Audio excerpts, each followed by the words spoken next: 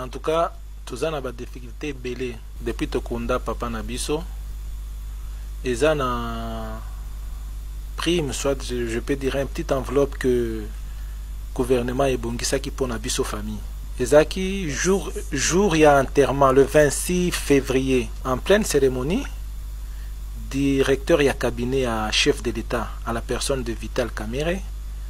na monsieur Papi Nyango, ministre à sport, bayaki, place Nazalaki, bapesi biso mes condoléances, balobi que non, immédiatement awa, zoanano, $30,000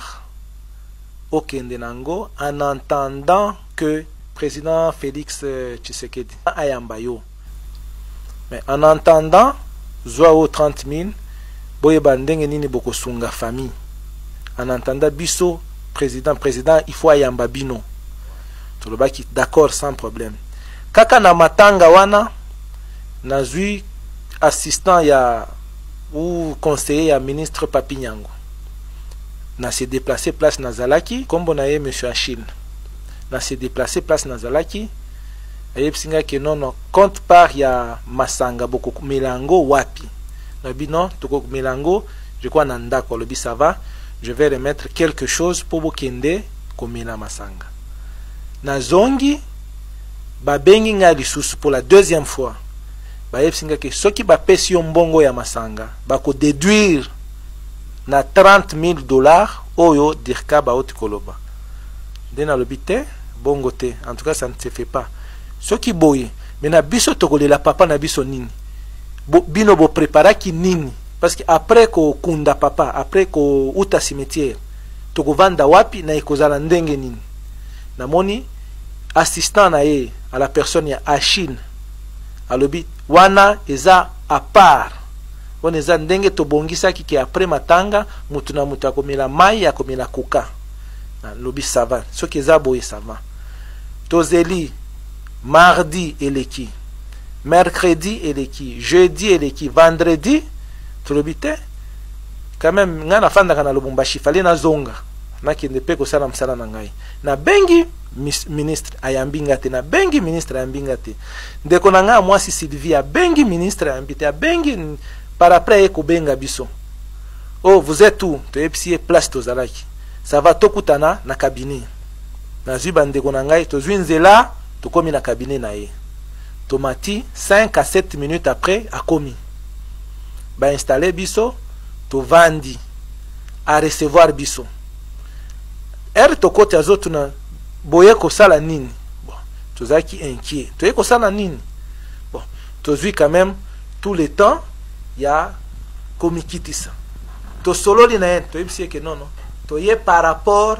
ya petite enveloppe na biso oyo balakaki biso jour ya matanga olobi non commission nano esili kosala ba calcul kosala ba calcul nyonso bon, je ne peux pas vous donner le montant aussi longtemps olobi te ngai na yebaki na zalaki reçu par directeur ya cabinet ya chef de l'état la personne ya Vital Kamerhe a prometa ki alobi que non oyo $180,000 ya rapatriement na organisation ya obsèque ya papa na yo il faut ozala bazozo mbongo wana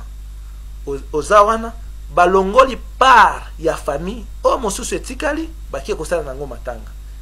place babimisaki mbongo wana nazalaki te nayebaki te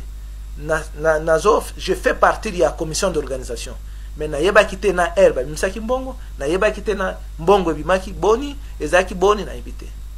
ce qui est vrai oui ministère apesaki biso elamba wana maputa ya kolata ya famille apesaki biso 30 quelques chemises na je crois 12 polo mais à part ça na mbongo baiki kopesa biso ya komela masanga prix ce qui to stangisi montagne oso ça ne dépasse même pas $3,500 ça ne dépasse pas $3,500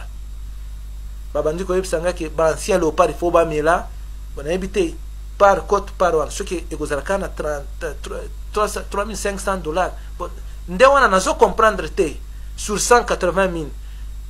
oyo babimisaki wana na présence ya Vital Kamerhe directeur ya cabinet ya chef de l'état alobi wana totia mpanzi mais bobongisa bango 30,000 sikoyo bopesa ministre andimi avant tokende comme alobi il faut bopesa bino 30 000 sikoyo liboso ye moko directeur ya cabinet alobi na ye moko ministre ayokaki mais awa lobi ezaki na cabinet ya ministre sport ba menacer biso ti jusque koyebisa ba soldat ba policier wana baza wana ke tobima te tozonga likolo tokende kosigner biloko toyebi te nde nalobaki na bandeko na ngai ndenge nga na engagé famille na kokota wana te na kosigner eloko moko te si vous voulez m'arrêter bokangisa ngai parce que nayebi eloko moko te naye kolanda ne fût que 30 000 na sengi ebele te parce que ye moko azalaki wana directeur de cabinet azalaki wana tozotuna zoyebisa biso que monsieur le ministre ya sport azoyebisa biso directeur ya cabinet aza chef na ye te aza chef na ye te ayebi ye te chef na ye eza premier ministre na président de la république tozotuna zoyebisa biso que monsieur le ministre ya sport azoyebisa biso directeur ya cabinet aza chef na ye te aza chef na ye te ayebi ye te chef na ye eza premier ministre na président de la république tozotuna zoyebisa biso que monsieur le ministre ya sport azoyebisa biso directeur ya cabinet aza chef na ye te aza chef na ye te ayebi ye te